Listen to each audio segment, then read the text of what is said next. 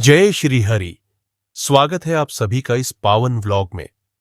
आज हम आपको सुनाने जा रहे हैं पापमोचनी एकादशी की अद्भुत कथा, जो समस्त पापों का नाश करने वाली और मोक्ष प्रदान करने वाली मानी जाती है। क्या है इस एकादशी का महत्व? कैसे एक अप्सरा और महर्षि के जीवन में आया चमत्कारी बदलाव? कैसे इस व्रत के प्रभाव से हर पाप से मुक्ति मिल सकती है? इन सभी सवालों के जवाब आपको इस व्लॉग में मिलने वाले हैं। तो जुड़े रहिए हमारे साथ और इस दिव्य कथा का श्रवण कर पुण्य लाभ अर्जित कीजिए। फाल्गुन शुक्ल पक्ष की एकादशी बीत चुकी थी। चंद्रमा क्षीण होते हुए चैत्र कृष्ण पक्ष की ओर अग्रसर हो रहा था। हस्तिनापुर नगरी में धर्मराज युधिष्ठिर अपने राजमहल में धर्म चर्चा में लीन थे। तभी आकाश में मंगल शंख ध्वनि गूंज उठी। द्वारका नरेश श्रीकृष्ण अपने रथ पर आरूढ़ होकर हस्तिनापुर पधार रहे थे। श्रीहरि की अनुपम छवि को निहारते हुए पांडवों ने प्रेम पूर्वक उनका स्वागत किया और राजसभा में उन्हें श्रेष्ठ आसन पर विराजित किया। युधिष्ठिर महाराज ने श्रीकृष्ण के चरणों में प्रणाम कर निवेदन किया, हे माधव, कलियुग में कौन सा व्रत संपूर्ण पापों से मुक्ति दिलाने वाला और जीवों का उद्धार करने वाला है? कृपया मुझे बताइए। भगवान श्रीकृष्ण मंद मंद मुस्कुराए और बोले, हे धर्मराज, तुमने बहुत उत्तम प्रश्न किया है। सभी व्रतों में श्रेष्ठ और समस्त पापों का नाश करने वाली, स्वर्ग और मोक्ष का द्वार खोलने वाली एकादशी पापमोचनी एकादशी है। इसका व्रत करने से मनुष्य जन्म जन्मांतर के पापों से मुक्त होकर भगवत पद को प्राप्त करता है। इसके पश्चात श्रीकृष्ण ने एक कथा सुनाई, जिसे चक्रवर्ती सम्राट मानदाता के पूछने पर महर्षि लोमश ने कहा था। महर्षि लोमश द्वारा कही गई कथा राजा मानदाता ने महर्षि लोमश से पूछा, भगवान, चैत्र मास के कृष्ण पक्ष में कौन सी एकादशी होती है? इसकी क्या विधि है और इससे क्या फल प्राप्त होता है?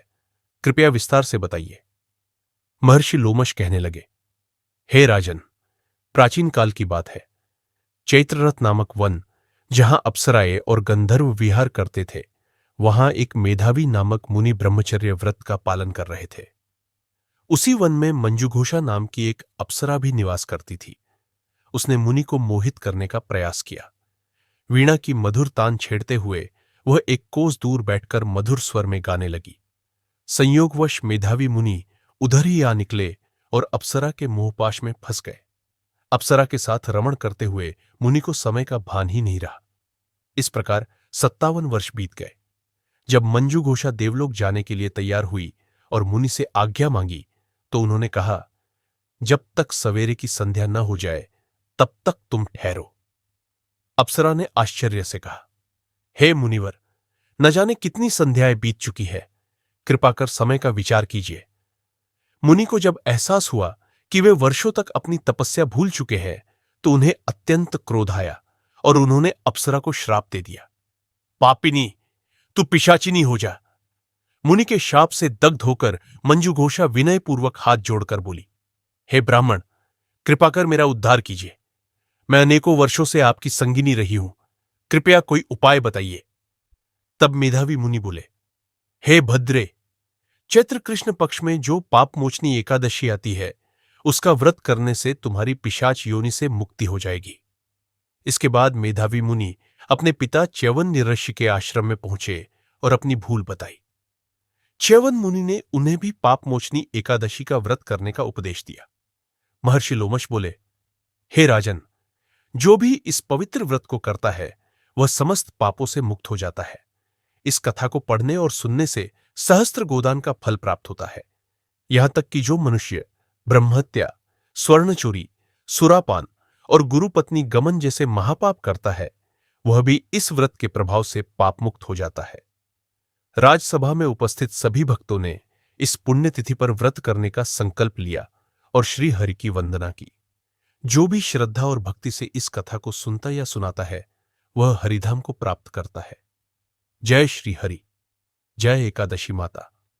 इस प्रकार पापमोचनी एकादशी का व्रत करने से मेधावी मुनि और मंजुघोषा अप्सरा अपने अपने पापों से मुक्त हो गए। इस कथा को सुनने, सुनाने और व्रत का पालन करने से समस्त पापों का नाश होता है और मोक्ष की प्राप्ति होती है। अगर आपको यह कथा अच्छी लगी हो तो इसे अपने परिवार और मित्रों के साथ जरूर साझा करें और हमारे चैनल को लाइक, शेयर और सब्सक्राइब करना न भूलें।